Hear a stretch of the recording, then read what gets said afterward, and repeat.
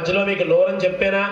అలాగే మనం ఎప్పుడైతే స్వాహ అంటామో ఆ దేవత అలా నోరుపుతుందట. మనం అప్పుడు వేస్తేనే ఆవిడ స్వీకరిస్తుంది. ముందు వెనకాతల వేస్తే మనం చేసేదానికి ఫలితం కూడా ఉంటుందండి. నేను మంత్రం చెప్పి స్వాహ అన్నప్పుడు మీరు వెంటనే ద్రవ్యం అలా మంట ఆ హోమగుండం మధ్యలో వేస్తూ ఉండాలి. సరేనా?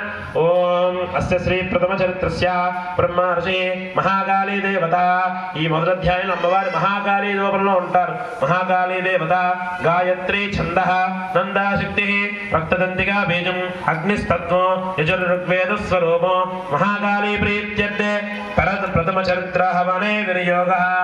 ఓం ఖడ్గం చక్రగణేశజాపరిగాన్ శోలంబుషుండేంశ సంగం సందతీంకరైస్తృణైనాం సర్వాంగభూషావృత నీలాస్మద్యుతిమాస్య వాదదశకాం సేవే మహాకాళికాం యామస్తౌ స్వపితే హరౌ కమలజో హంతుం మదంగైటవం. ఓం నమశ్చండికాయే. ఓం ఐం మార్కండే ఉవాచ స్వాహా.